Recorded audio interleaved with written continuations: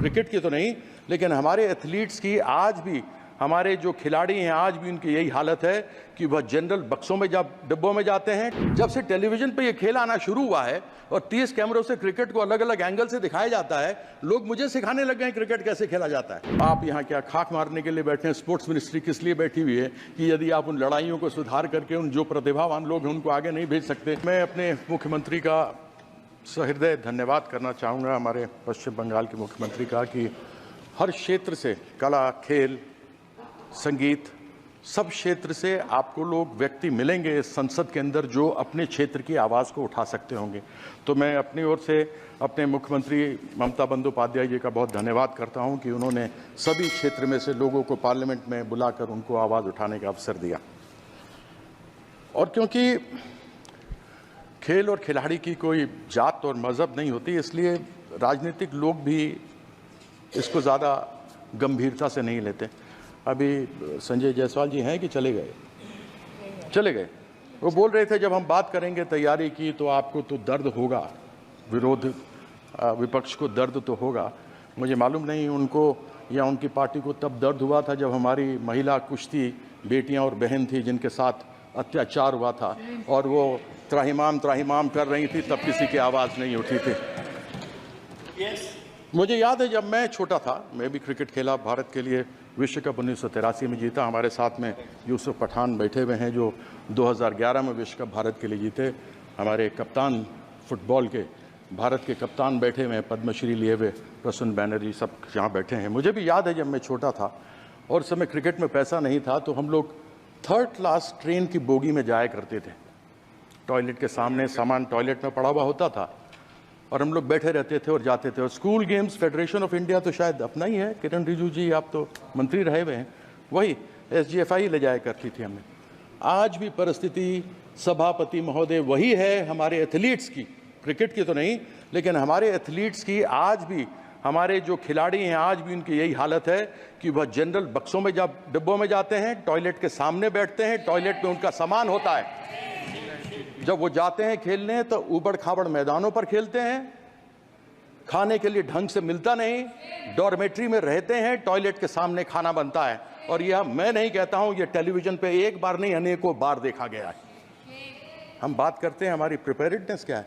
अरे अगर आपको ओलंपिक्स की तैयारी की बात करनी है तो आपको 2028 की अभी करनी चाहिए, न कि जब आपकी टीम चली गई हो। ओलंपिक्स की तैयारी, खेल लोग समझते हैं खेल ऐसा ही है। जब से टेलीविजन पे ये खेल आना शुरू हुआ है और 30 कैमरों से क्रिकेट को अलग अलग एंगल से दिखाया जाता है, लोग मुझे सिखाने लग गए हैं क्रिकेट कैसे खेला जाता है। उनको मालूम नहीं कि जब जेफ थॉम्सन 100 की स्पीड पर गेंद करता था, सुनील गावस्कर सामने होता था, या सचिन तेंदुलकर एक तरफ हो और ब्रेटली दूसरी तरफ हो, तो 0.42 सेकेंड्स गेंद को निकलने में, बल्लेबाज तक पहुंचने में, और 0.38 सेकंड्स बल्लेबाज को तय करने में कि मैं फ्रंट फुट पर जाऊं, बैक फुट पर जाऊं, हुक करूं, कट करूं, पुल करूं, क्या करूं।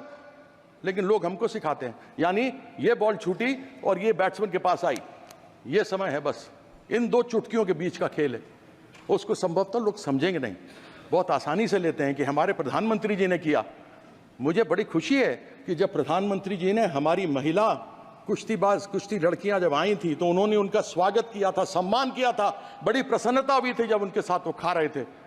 लेकिन तब दुख हुआ था जब उन्होंने, उनके साथ अत्याचार हुआ था उन महिलाओं के साथ, तब उन्होंने मौन व्रत धारण करके रखा था। अगर अपनी महिलाओं को एक तरफ बोलते हैं बेटी बचाओ बेटी पढ़ाओ, अगर हम अपनी बेटियों को जो बाहर से स्वर्ण पदक लेकर आते हो, दूसरे पदक लेकर आते हो, अगर हम उनको नहीं अपनी तरफ से, यह सदन के लिए शर्म की बात है कि यदि हम उनको अपनी तरफ से संरक्षण नहीं दे सकते तो बड़ी खेद की बात है। आज बात करते हैं कि हमने नीरज चोपड़ा को भेजा। मैं ये जानना चाहता हूं कि जब तक नीरज चोपड़ा ने स्वर्ण पदक नहीं जीता था भाला फेंकने में, जावलिन में, तब तक उसके लिए सरकार ने क्या किया था। अभिनव बिंद्रा जिसने पहला स्वर्ण पदक जीता शूटिंग के अंदर, उसके पहले, शूटिंग के पहले जब किया था तो सरकार ने उसके लिए क्या किया था, या उसके एसोसिएशन फेडरेशन ने क्या किया था। मैं जानना चाहता हूं कर्नल मलेश्वरी जिसका नाम हटा दिया गया था टीम के ऊपर से, उस समय मैं पहली बार संसद 1999 में बनकर इस पार्लियामेंट में आया था, 2002 या 2004 की दो की बात है, जब उनको निकाल दिया गया था। जब वो वापस आई और उन्होंने उस समय कांस्य पदक जीता था तो बड़ी प्रसन्नता हुई थी, किसी ने नाम नहीं सुना था, उनको खूब अलग अलग उनको उपहार मिले थे। मैं ये जानना चाहता हूँ सरकार से कि ओलंपिक्स में, एशियन गेम्स में, वर्ल्ड चैंपियनशिप्स में भेजने से पहले आप उनके लिए क्या करते हैं? जीत के आने के बाद तो आप न जाने क्या क्या चीज़ उनको देते हैं जो मिलना भी चाहिए, लेकिन मैं ये जानना चाहता हूं कि एक अच्छा खिलाड़ी, एक अच्छा अभिनव बिंद्रा बनाने के लिए, एक नीरज चोपड़ा बनाने के लिए, एक पीवी सिंधु बनाने के लिए, एक साइना नेहवाल बनाने के लिए, एक साइना मिर्जा बनाने के लिए आपने सरकार क्या क्या करती है? ऐसा सरकार को यह जवाब देना चाहिए। कौन सी प्रिपेयर्डनेस? आज एक बार कोई व्यक्ति, कोई लड़का या लड़की, हमारे देश की बेटी या बेटा अच्छा करके बाहर से आता तो आप सब कुछ देने को तैयार हो जाते हैं, लेकिन कैसे वो अच्छा बनकर आगे बढ़े उसके लिए क्या करते हैं? साई में स्पोर्ट्स अथॉरिटी ऑफ इंडिया, भारतीय खेल प्राधिकरण, कहां है कोचेस, कहां है प्रशिक्षक? आज खेलो इंडिया आपने शुरू किया, बड़ी प्रसन्नता की बात है, जो भी आए वो खेल सकता है, लेकिन क्या जो भी आए खेल सकता है? उसमें से प्रतिभा एकलव्य की तलाश कौन करेगा? उसके लिए कोई व्यवस्था है क्या? उसकी व्यवस्था नहीं होती। उसकी व्यवस्था इसलिए नहीं होती क्योंकि यहां पर जितने जगह प्रशिक्षकों के, कोचेस के खाली पड़े हुए हैं, 70% से अधिक लोगों के जगह खाली पड़े हुए हैं प्रशिक्षकों के। मुझे याद है मैं नेशनल इंस्टीट्यूट ऑफ स्पोर्ट्स में जाता था, एक national institute of sports Patiala था जहां पर कोचेस तैयार किए जाते थे। ये राष्ट्रीय स्टेडियम, नेशनल स्टेडियम, इस नेशनल स्टेडियम के अंदर cricket, hockey, football, basketball, badminton सब खेल खेले जाते थे और सबके प्रशिक्षक होते थे। हम लोग को प्रशिक्षण मिलती थी, हम लोग वहाँ सीखते थे और सीखने के बाद आगे बढ़ करके खेलते थे। आज वो परिस्थिति कहाँ है? इसलिए क्योंकि इसका कोई भी अपना वो नहीं है। मैं अधिक बातों को न रखते हुए अपनी बात को यहाँ पर समाप्त करता हूँ। मैं अभी एक रिजिजू जी ने कहा कि खेल संघ वाले हैं सभापति महोदय कि वो आपस में चुनाव लड़ते हैं तो उनकी आपस में लड़ाई तो होगी, तो आप यहाँ क्या खाक मारने के लिए बैठे हैं? स्पोर्ट्स मिनिस्ट्री किस लिए बैठी हुई है कि यदि आप उन लड़ाइयों को सुधार करके उन जो प्रतिभावान लोग हैं उनको आगे नहीं भेज सकते तो फिर आपका फायदा क्या है? तो ऐसी बातें कहते हुए जरा आदमी को सोच लेना चाहिए। ये खेल, याद रखिएगा, हर एक व्यक्ति में एक खिलाड़ी रहा है। बचपन से जब बड़े हुए हैं ना तो कोई ना कोई हमने खेल खेला है, चाहे गुल्ली डंडा खेला है, चाहे खो खो खेला है, चाहे हॉकी खेला है, हमने कोई ना कोई खेल खेला है। हम सबों के अंदर एक खिलाड़ी का दिल होता है और एक खिलाड़ी के दिल में ये बात होती है कि वो खिलाड़ी खेल और खेल की भावना को साथ में रखता है, जात और मजहब की बात नहीं करता।